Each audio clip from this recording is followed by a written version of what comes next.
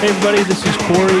This is the Cheshire Cast. I'm here with none other than Trisha. Yes, we are still doing our quarantine podcast. Socially Zoom. responsible, physically distant podcast. And it's still weird. It's still very difficult. It's not like the energy that exists when you're sitting across from me. It's like being on the phone. I don't know. But we're making do. We got some really good responses from our last couple shows that we did on Zoom. And I'm working to edit those videos down so we can get that stuff put up on YouTube so people can, look at the attractive half of the party here, which is you, Trisha, not me. How's your week? Good. They're starting to blend together, I suppose. I have a calendar on the back of my door. So when I walk out the door to start my day, the back of the bedroom door, I have to cross the day out. Otherwise, all day yesterday I was saying Tuesday, and it's arbitrary. Well, you're leaving your house at least, right? You're going outside. The only time on call. Well, the only time I'll go out of the house is if there's an emergency at like the data center, or if we're dispatched for the fire department. I think I want to do like on a stranded on an island and do like the 4 hashes and then just keep a tally behind me of days down. I think I'm on day 26. Wow. Of in-home everybody's healthy. Distancing. Yeah. Yep. Good. Well, that's positive. Knock on wood. It is. A lot of people can't say the same thing. So. Yeah, it's a count your blessings kind of thing, I guess. It is constantly trying to look on the bright side. Constantly. Yes. I stay off social media. That helps. There's a fine line between what's necessary and then what goes into too much. I've read one too many articles. Yes, I've limited my intake of news and social media, but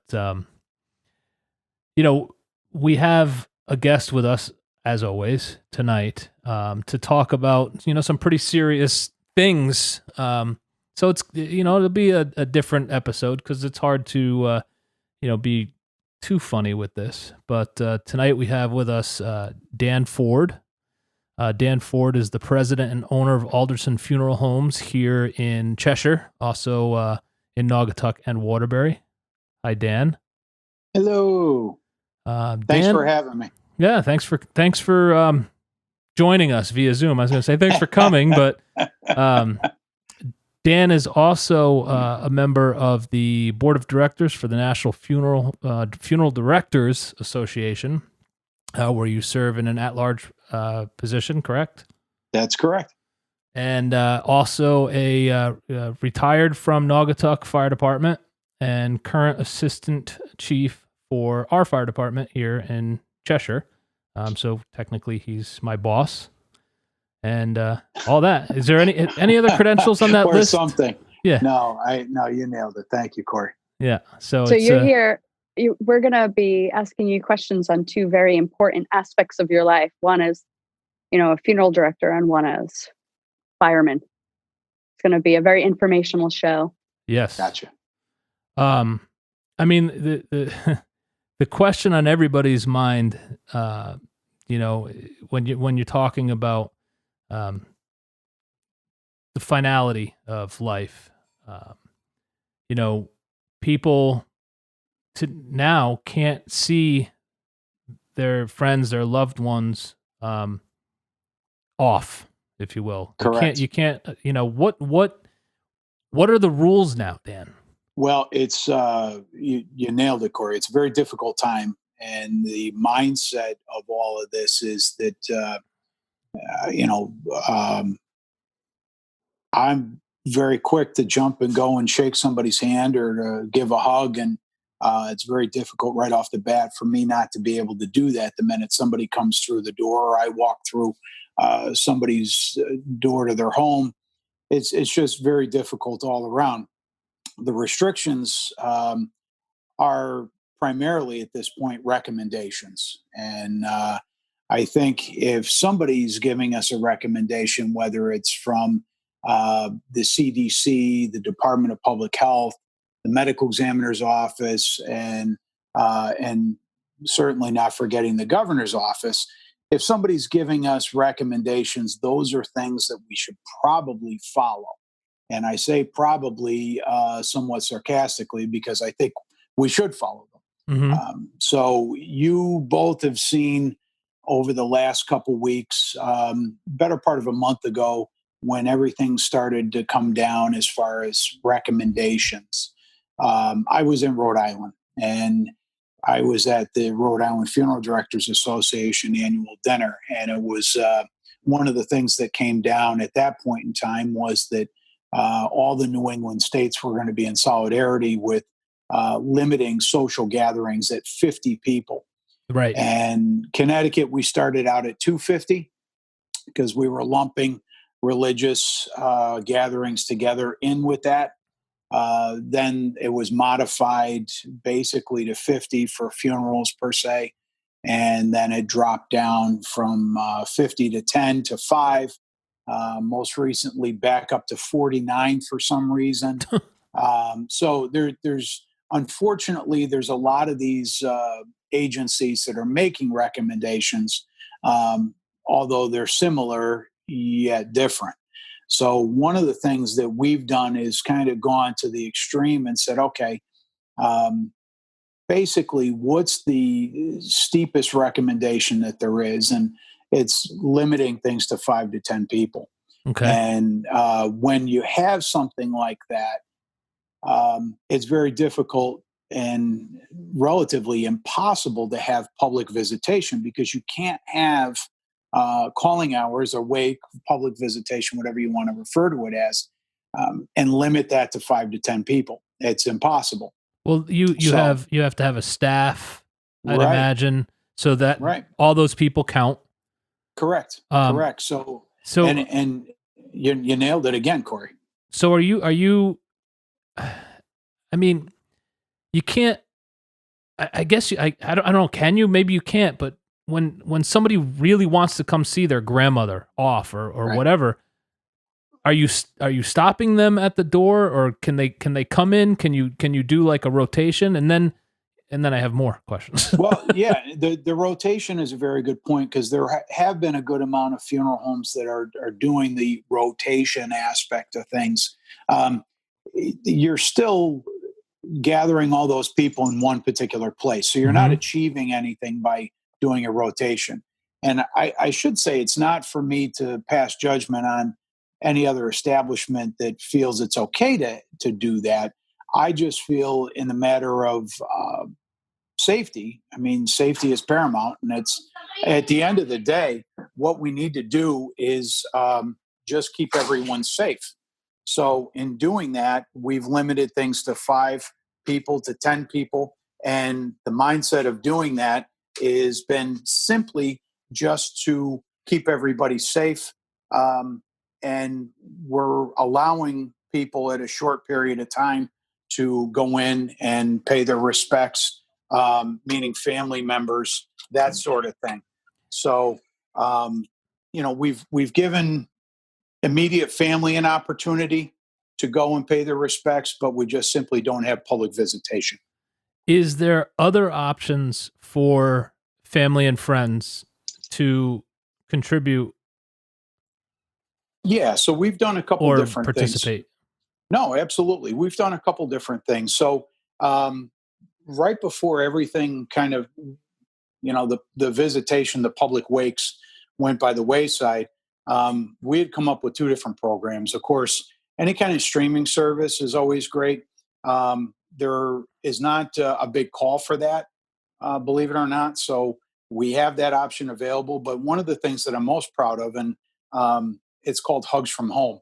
And the idea with that, with a lot of the florist shops being closed down at this point because of their supplies are simply not available, one of the things that's we've been able to do is basically have balloons with a note from a friend or what have you that basically right through our webpage, they can go on and provide a hug from home. So again, it's a balloon with a personalized note attached to it so that when that family comes in for a private visitation, those balloons are there so that their friends and colleagues, et cetera, are Is that essentially there in spirit. is that something you're doing? Is We Hugs from are. Homes, or is that a We are. different organization? Nope, nope. That's something that we're doing at the funeral home. Okay. The mindset with that was, again, we wanted to just ensure that we have things as comfortable as possible for Mhm. every family coming through the door. Now, Trisha, I don't want to. Yeah, do you have a question? Yeah, you guys jumped into the process like post COVID. Yes. So I'm curious. COVID is making a drastic change on the funeral home, correct? Right. And about how long ago did that start? Well, we've been preparing for quite a while.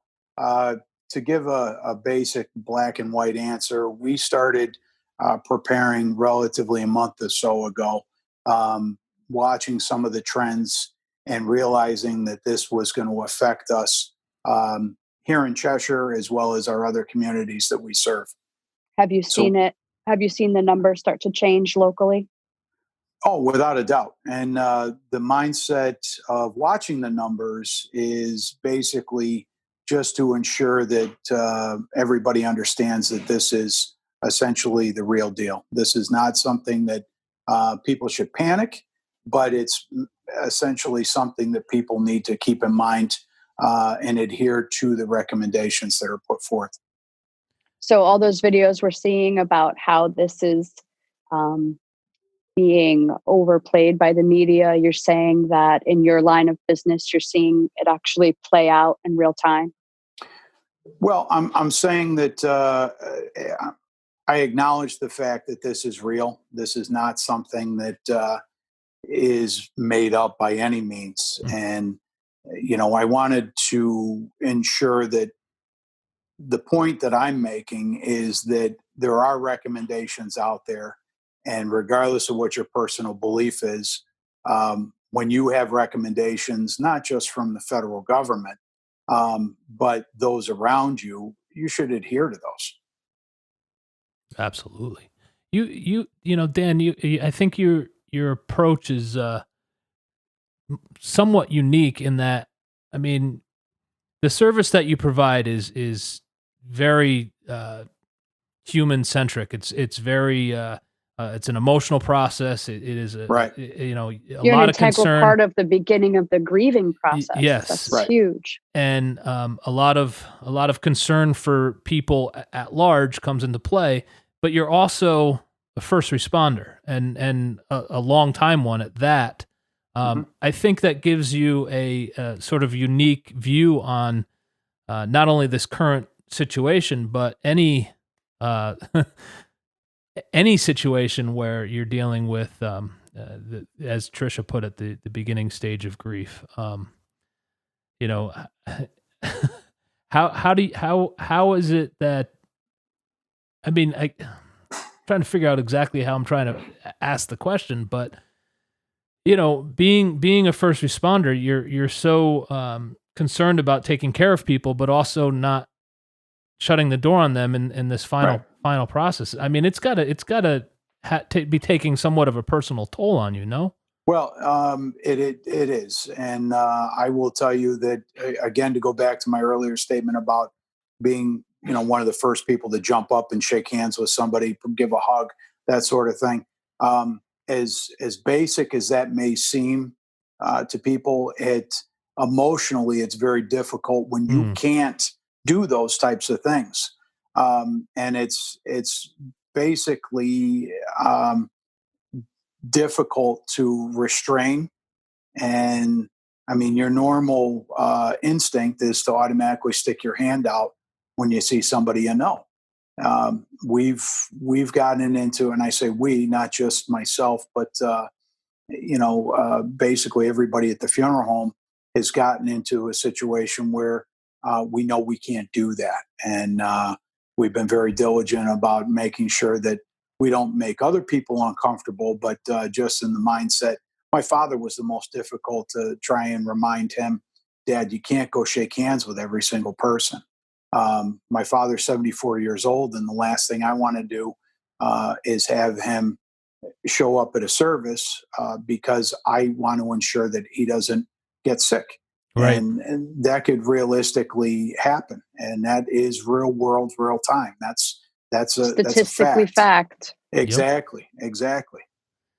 So is that how you got started in this industry? Is through your dad? Is it are you third Yes. generation, So, second? well, second generation as far as my family, the Alderson family preceded us by two generations, all the way back to 1920, and then incorporated in 23. So we've been around since then. Obviously, I have not. I was circa 1974, but just the same. Um, 12 days out of high school, I knew what I wanted to do as a profession, and I jumped right into it. Sidestepped for a hot minute to be a career firefighter, but after 11 years, I had a friend tell me that I was a better funeral director than a firefighter. So Oh. I was able to, not sure how to take that, but just the same, I was able to. And I did both simultaneously. I burned the candle at both ends for those 11 years, but just the same, I knew that my friend was right, I think, but just the same. Yeah. So this is going to be a little bit psychological, but Mhm. bear with me. Sure. The funeral director's position in this grieving process for families, you've seen how physical contact and coming together to mourn and to grieve together, surrounded by people who are feeling that same loss, can share in the burden of the sadness. Gathering for funerals is more for the living, and it helps us find closure, community, strength in numbers, just the hugging and the how are how are people, everyone, whoever loses somebody within the next month, let's say, how do you see them finding that community, that solace Yeah. without your facility being able to engage in holding those numbers? No, and that's a phenomenal question and a great highlight here. The idea with all of this is I took a step back and said, okay, we need to, and you had mentioned the stages of grief before, which I thought was wonderful, but um, the mindset of saying, okay, we need to capture and help the family with at least one of those stages. And the closure aspect of things is a tremendous help when somebody could come in and say goodbye to their loved one.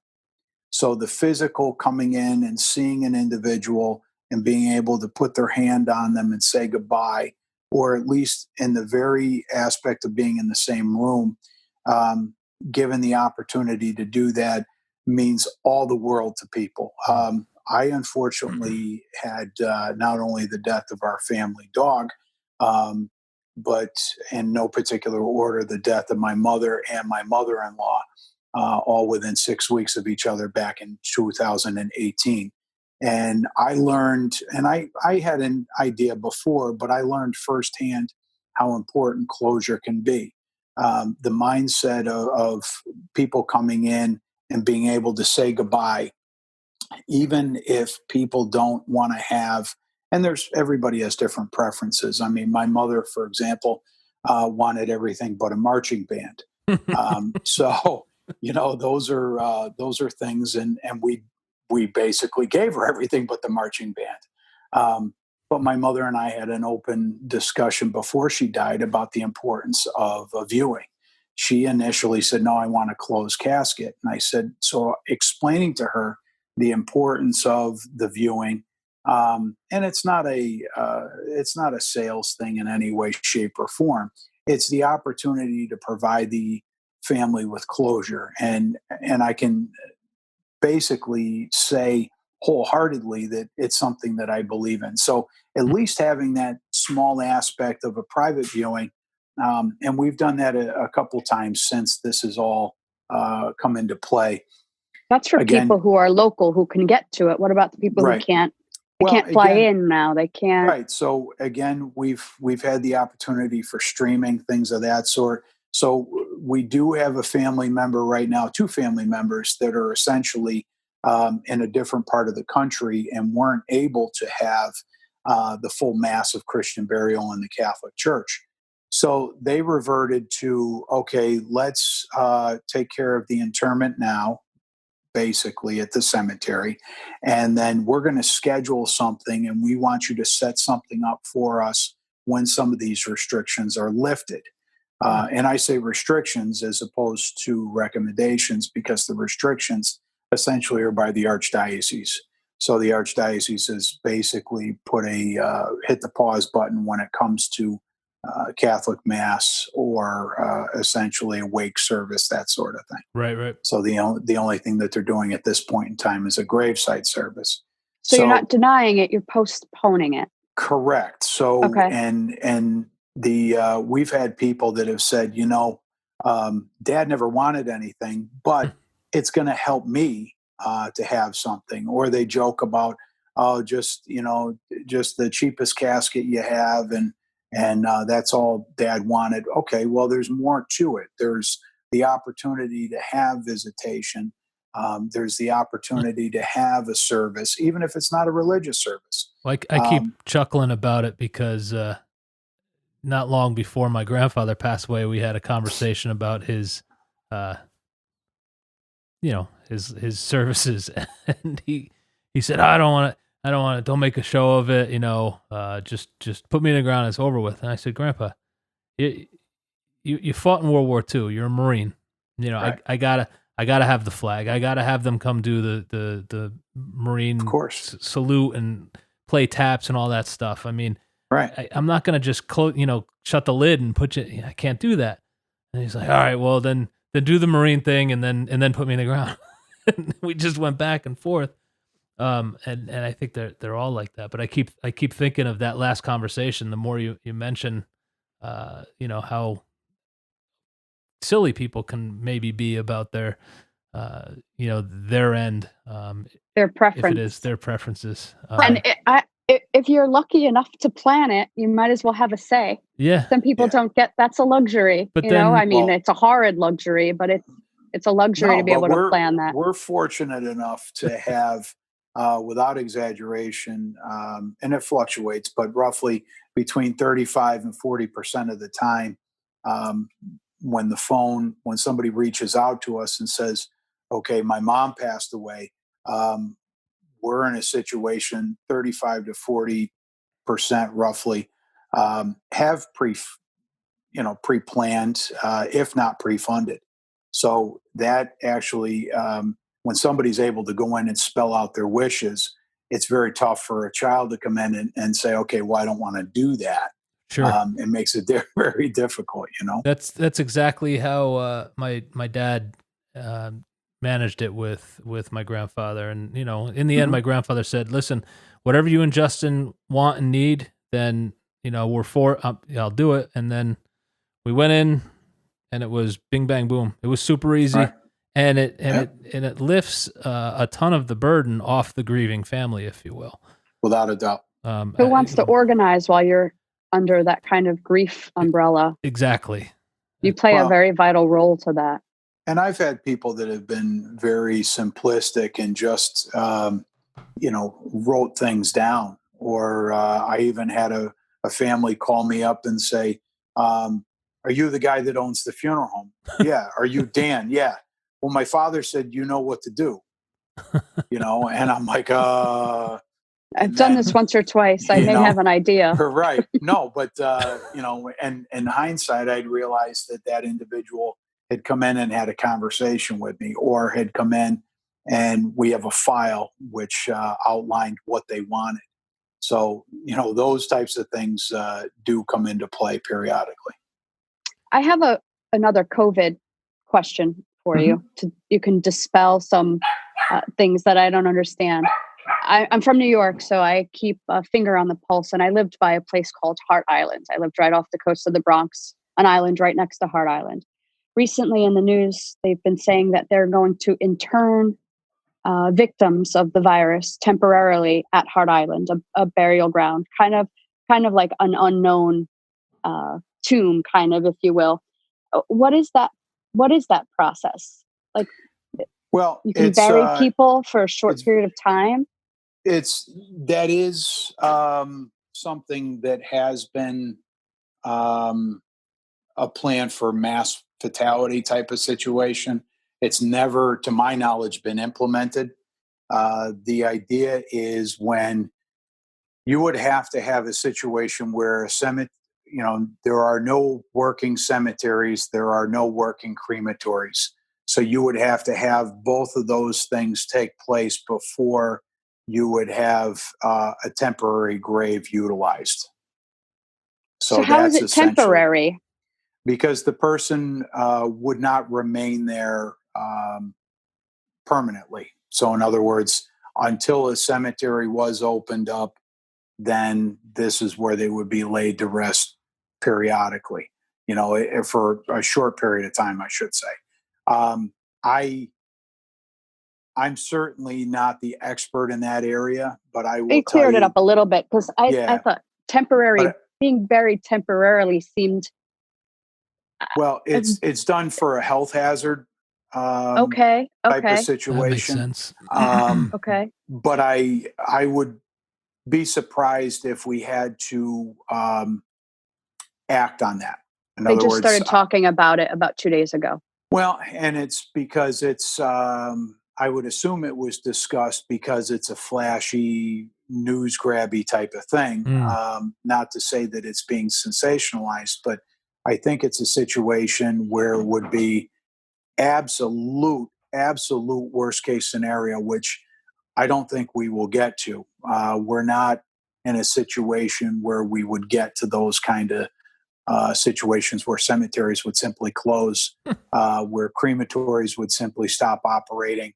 Um, if you look at some of the other geographically, some of the other areas that have been um, affected, when they're haven't reached that type of situation, I find it very hard to believe that we're going to reach that It's hard situation. to know what, at this day and age, unfortunately, it's hard to know what you hear is actually what's going on, because I did hear of rolling crematoriums in China. You do hear about that stuff, but there's absolutely no way of parsing out whether it's fact or fiction, unfortunately. Right. Well, I wouldn't put the rolling crematorium, I wouldn't put that under the category of fact, especially in the United States, especially in Connecticut. But that was There China. Yeah, but I mean the rules and regulations are so strict in regards to crematory operations, cemetery operations, things along those lines. I would just be But they hard could have pressed to. refrigerated trucks as morgues. Well, That's in there. exactly. So that in itself, and I know that there are some established in the general area, not necessarily Cheshire per se, but in the area, but I don't foresee them being utilized. Okay. I know that there's one particular hospital that has one, but they've only had 3 deaths related to the COVID. So there again, I don't know. They're for peak, Um, I guess. well, yeah, and Worst case scenario. but Mm. and to be prepared, there's nothing wrong with that, certainly. However, I don't think we're going to get there. I do think this is a serious thing, without a doubt. Um, and anybody that sees me during the day, um, by my mask and my gloves, they know I do take it seriously. Hmm. But I don't think that we're going to be at the point where we're going to use that type of committal. Dan, with I'm gonna It's comforting. yeah, it is comforting. Thank you. I'm gonna switch gears a little bit Mhm. because we haven't touched on at least in the last couple episodes we haven't touched on the change in first response incidents and situations, and how Cheshire has adapted their response plans, and first responders nationwide. I mean, I don't think we're doing anything unique.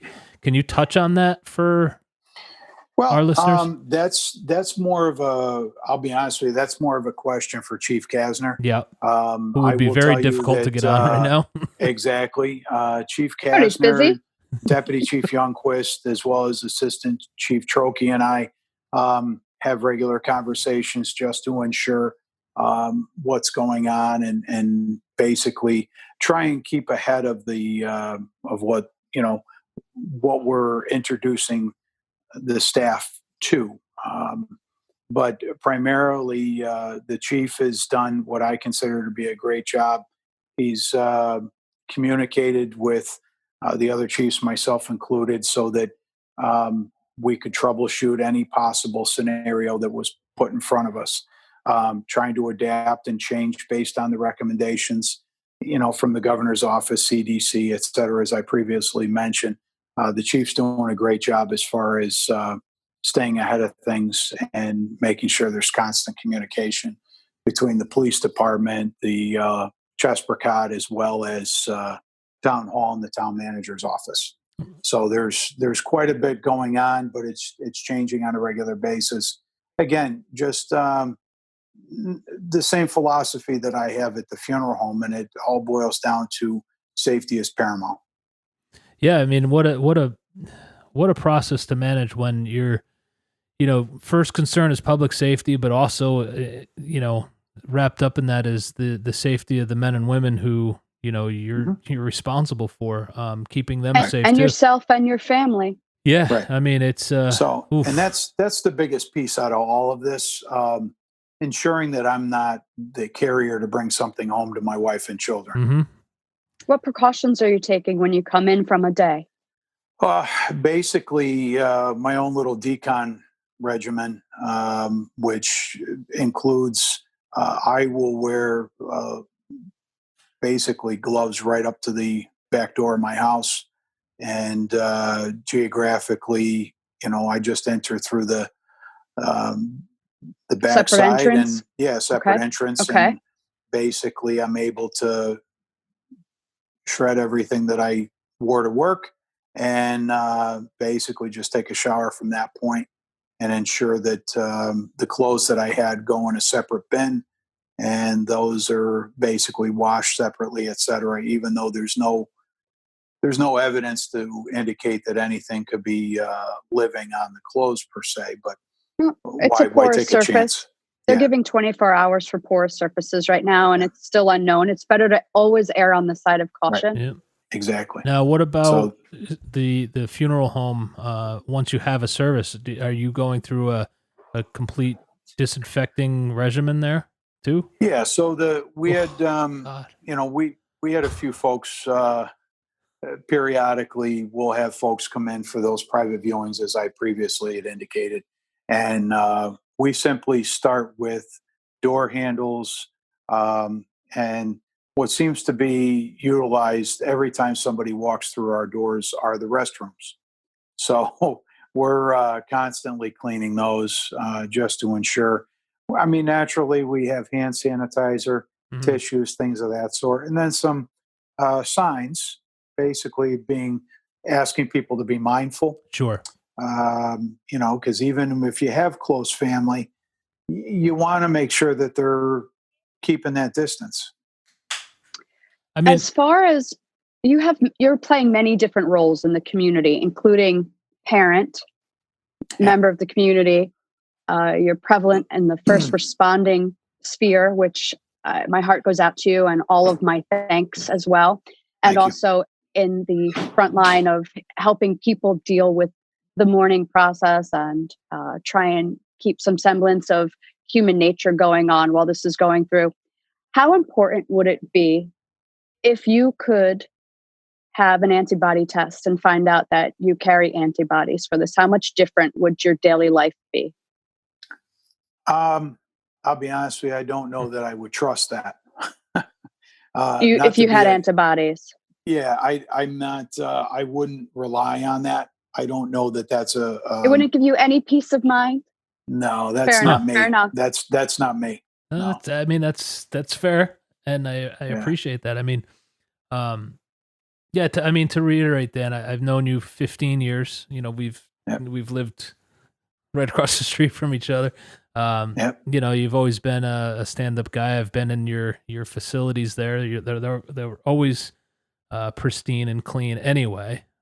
Thank you. And you know, I've been on scene with you. I've seen you in action in all the things that Trish has outlined. I've seen you as a dad. I've seen you as the first responder. I've seen you as the funeral director. You know, you're a rare gentleman. You really are. And Thank you. You know, I'll go on record with that compliment. Well, I now appreciate guess that. I have. Thank you. I'll pay for that later. How are the kids Times like doing? these. The kids are good. You know, shout out to the Board of Ed, superintendent and staff, as well as the board itself. You know, the kids are doing. My son is supposed to be in the peak of his senior year and having a great time, and couldn't tell you the last time he left his room. Yeah, but and they were fortunate enough to Santa Claus brought they just got their licenses right before Christmas, so Santa Claus brought a 13 and a 16 Jetta, you know, 2013, 2016 Jettas for. Now, your kids don't believe that was really Santa, right? It was definitely Santa. It was definitely Santa. I'll go Dad on would record never agree to that. I will go on record as saying it wasn't Grandpa, but and so it had to be Santa. Well, I heard that one of them begged and pleaded to put air in the tires the other day. Yeah, that's right. That correct? That's right. Just to get out of the house. Somebody needed to get out badly. Exactly. It's tough. Their times are tough. Two high school kids, 16 and 18, junior they and had senior. Their wings clipped. And exactly, Trish. So they're grounded, and you know, if I said, yeah, I need to take a ride to go to the funeral home, I think they'd be quick to drive me. Yeah. Yeah. It's true. And it's been tough being stuck in the house, that's for sure. Yeah. Your wife is obviously concerned with you leaving the house. You're an essential. You're an essential service provider, so she has no say in it. What do you say to her to make her feel better? Well, there's a lot of attempting to reassure that it's going to be okay.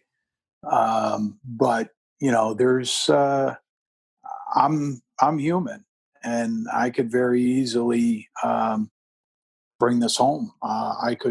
You know, it's scary to think that could happen. But I have people that, unfortunately, or fortunately, however you look at it, based on the situation, I don't have much of a choice. I chose this profession, and now is not a time to go find another profession. I don't know what I could possibly do other than what I'm doing, but this is a time where people are in need, and on many levels. And I think that there's no other way I could be doing anything else but what I'm doing. So I just try and assure her that, yeah, I have my regimen, and this is what I do when I come home. Just try and reassure her that I'm not being careless. Is she home, Dan? Oh yeah. So she's not going to work. She is working, but this week she's home. Okay. Just as a coincidence, but she is. You know, she works at a group home, and she will be headed back there Monday, I believe. I'm sure she's got a little bit of concern with being in that environment. Yes. Yeah, they have a pretty controlled environment. Obviously, the only people that are in and out of there are her coworkers. So, but they have a pretty controlled environment, as opposed to the funeral home where there's strangers coming in and out. And no protocol for the strangers, that we don't know what they're doing. Right. And, you know, people have said, oh, well, you should take temperatures. And well, asymptomatic spread. You can't achieve everything. I mean, that goes back to what you were asking me before about an antibody. I mean, there's no guarantee with anything, but, no.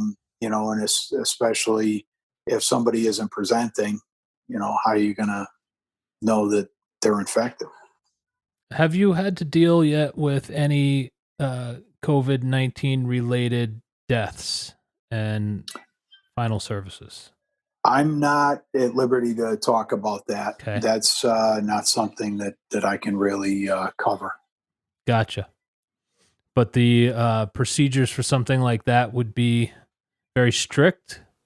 Well, Or no, I will tell you this. Regardless of somebody's cause of death, Mhm. our staff utilizes the exact same PPE, personal protective equipment, for any and all individual in which they're taken care of. They have mentioned something about post-mortem spread, which has been interesting, but the science behind this, I guess, is all so new. real new. Right.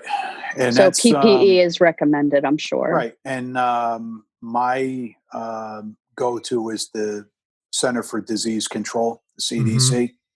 And I'm basically following their lead. I have a lot of faith in them, not to discredit any other world organization. I just basically Were you adhere wearing a to what mask before this week? no, I was not. So I had, again, it all goes back to the recommendations, and some of the things that were recommended this week were not last week. So, not obviously, I don't fully understand the process. So even before this, you're required to wear some type of PPE or full body dress when preparing. Yeah, and again, those are recommendations. Mhm. So I can't envision. I mean, I was brought up in the environment that you always had the PPE on, Okay. and there's everything from covering up your regular workday clothes to very much like you would see on an emergency room setting when somebody goes in for a procedure or any kind of hospital setting for that matter. So it's no joke. know, It's take it Yeah, I mean seriously. we're far from doctors or nurses, but we still are dealing with individuals that we could know them and have known them for years. Mhm. But just the same, I mean, and there's more things that, in addition to the COVID, that you have to keep an eye out for. So we treat everybody as if they have something, and we want to ensure that that they're being taken care of in the most respectful way possible, Sure. and B, simultaneously, we want to ensure that if they have something, we do not get it. Sure. Wow. Wow. Yeah, there's a lot of information and Yeah. I knew this was going to be a heavy episode. Yeah, I knew it was going to be. Yeah. but honestly, there's even though it is a heavy episode, there's nobody I'd rather talk about this with than Dan, because I'm comfortable enough with you that Thank you, Corey. we can have a pretty heavy conversation about this, and I think I really think it's so important that other people are able to hear this conversation that we've had tonight, because I know that they're going to have the same questions that we've had, and they're going to have the same concerns that Trish and I have had. And I think hearing it from you will give them some comfort and, knowing Perspective. perspective and knowing that you're part of the overall process, not just at your funeral homes, but statewide, well, national, Right. is I think a comfort for everyone. And, our listeners are across the states. So. Yeah, I appreciate that. And the National Funeral Directors has done a pretty proactive approach to and trying areas that aren't affected or have not been affected throughout the country, which, believe it or not, there are still places that don't even have anything going on in their communities. We're very proactive to try and keep everybody informed, prepared, things along those lines. And it's platforms like this where we're able to share information so that somebody that may be like, well, I don't know if I believe in any of that, hopefully listening to this podcast, they'll kind of say, well, maybe I ought to give this a second look and take this a little bit more seriously. Yeah. Well, I certainly appreciate you giving us an hour of your time tonight to chat and Certainly. educate us. Trisha, do you got anything else for Mr. Ford? Thank you very much. And thank you for putting yourself out there in the community. And my heart goes out to your wife and family who Thank you. They watch you leave to go serve others. So thank you for that. Yeah, Thank them you. for that. Yeah, Appreciate it, acknowledging that. No matter when you leave the house, you're pretty much doing that regardless. Yeah. So that was a good episode, heavy episode, different from our normal process, but good nonetheless, and a lot of information. Which we strive to bring you here at the Cheshire Cast. So as always, if you like our show, give us a 5-star rating and a positive review at whatever app you're listening to us on. And for those of you local, we're going to be up for nomination for the best of Cheshire this year, I believe. Oh yeah. DJs and entertainment. Yeah, DJs and entertainment. So we're gonna be begging for some votes for that, so we can get one of the plaques for the new studio, which eventually everybody will be able to come back to soon, I hope.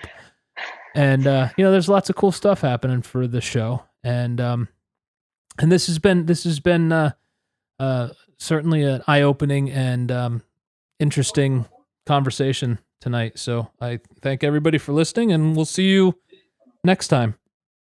Right? Thank you. Nice meeting you. Nice meeting you. Thank you, guys. We'll say goodbye. Bye. Bye. Bye-bye. Goodbye. Let's get out of here! Like now! Okay, so I'll see you later, huh? I'll give you a call. Okay, see you later, pal. Amigos, time to depart.